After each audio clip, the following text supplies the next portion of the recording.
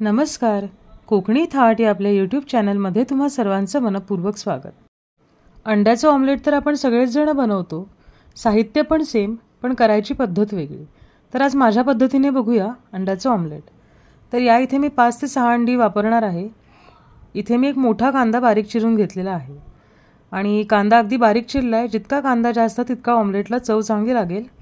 जितका कांदा घेतला आहे त्याच्या अर्धा मी टोमॅटो घेतला आहे, म्हणजे एक मोठा टोमॅटो अर्धाच घेतला आहे आणि मुठभर कोथिंबीर घेतली. कोथिंबीर मस्ट आहे, चव चांगली लागते. आवडत असेल तर हिरवी मिरचीसुद्धा टाकली तरी चालेल. आता या ठिकाणी मी अर्धा चमचा हळद घालून घेते आणि आपल्या चवीप्रमाणे लाल तिखट घालून घ्यायचं आहे.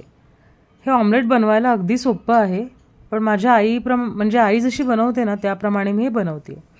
चवीप्रमाणे मीठ घालून घ्यायचं आणि हे सर्व मसाले मीठ वगैरे जे आहे ते ह्या कांद्यामध्ये आणि व्यवस्थित आपण एकजीव करून घ्यायचं आहे. तर एकजीव झाल्यानंतर एक 10 ते 15 मिनटं हा कांदा अशाच बाजूला ठेवून द्यायचा, म्हणजे मिठामुळे त्याला पाणी सुटतं आणि त्याच्यामुळे ऑमलेटची चव खूप छान लागते. तर पाणी सुटतं म्हणजे अगदी खूप पाणी सुटतं असं नाही, पण ओलसर होतं आणि कांद्याचा फ्लेवर बऱ्यापैकी रिलीज झाल्यामुळे ना ऑमलेटला चव खूप छान लागते. तर या ठिकाणी मी एक मसाला टाकायचा विसरले, तो म्हणजे धण्याची पावडर. तर एक छोटा चमचा धणे पावडरसुद्धा मी इथे घालून घेते आणि मग हे मिश्रण मिक्स करून आपण बाजूला ठेवून द्यायचं. धणे पावडरमुळे सुद्धा या ऑमलेटला चव खूप छान लागते. तर काही जणांना ऑमलेट अगदी हाफ फ्राय असेल तरी चालतं, तर काही जणांना अगदी तरसवलेलं वगैरे लागतं. तर आमच्या घरी असंच ऑमलेट तरसवून खातात.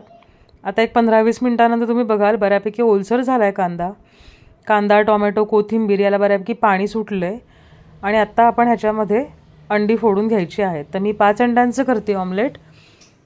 तुम्हाला हवी तर अंड्याची संख्या जास्त करू शकता, पण कांदा दाताखाली लागेल अशा प्रकारे ठेवून बघा एक वेळेला, तुम्हाला नक्की ही चव आवडेल. आता एका काट्याच्या सहाय्याने किंवा तुमच्याकडे बीटर असेल तर हे एकजीव करून घ्यायचं आहे फक्त आपल्याला. आणि असं सुद्धा अंडं फोडून एक 15 ते 20 मिनटं बाजूला ठेवलं तरीसुद्धा चालेल. सगळे जे फ्लेवर्स आहेत ते अंड्याच्या पोळीमध्ये किंवा ऑमलेटमध्ये व्यवस्थित इन्फ्यूज होतील. जोपर्यंत बाजूला ठेवलं हे मिश्रण तोपर्यंत इथे मी तवा गरम करून घेते. नॉनस्टिक पॅन घेतला आहे. तुम्हीसुद्धा असा पॅन वापरा की ज्याला ऑमलेट चिकटणार नाही. तेल वगैरे व्यवस्थित गरम करून झालं की ऑमलेटवालं जे मिश्रण आहे ते व्यवस्थित ढवळून घ्यायचं आणि तव्यावर पसरवून घ्यायचं. तर तेल बेताने गरम असलेलंच हवं आहे, अगदी गार वगैरे तेलावर ऑमलेट नाही सोडायचं. तर हवं तितकं मिश्रण घालून घ्यायचं आणि पसरवून घ्यायचं आहे.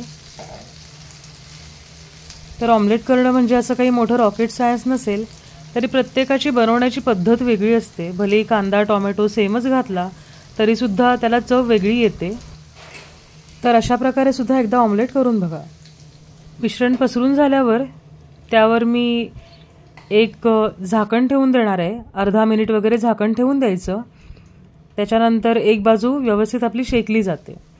आता झाकण काढून घेतल्यावर सुद्धा काही वेळ थांबायचं, कारण झाकण ठेवल्यामुळे त्याला वाफ पकडलेली असते आणि कांदा टोमॅटो वगैरे जास्त असल्यामुळे ऑमलेट तुटू शकतं. तर आता एक काही वेळ थांबल्यानंतर काही सेकंदच थांबायचं. ते झाल्यावर आपण ऑमलेट परतून घेऊ. तर तुम्ही बघू शकता अतिशय व्यवस्थित खरपूस भाजलं गेलेलं आहे ऑमलेट. जो कांदा वगैरे आपण घातला आहे तो सुद्धा याच्यामुळे असा खरपूस भाजला जातो आणि चवीला मग खूप छान लागतं हे. आता दुसरी बाजूसुद्धा अशीच आपल्याला व्यवस्थित शेकवून घ्यायची आहे, अगदी खरपूस भाजून घ्यायची. तरसवणे म्हणतात ना तो प्रकार. तरसवणे म्हणजे काय, तर करपण्याच्या थोडीशी आधीची स्टेट की ज्याच्यामध्ये आतमध्ये टाकलेले सगळे टोमॅटो कांदा वगैरे खरपूस भाजले जातात आणि त्याच्यामुळे ऑमलेटची चव खूप छान लागते. तर हे ऑमलेट भाकरी ब्रेड ह्यांच्याबरोबर चांगलं लागतंच. चीज टाकून सॉसबरोबर नुसतं खाल्लं तरी देखील छान.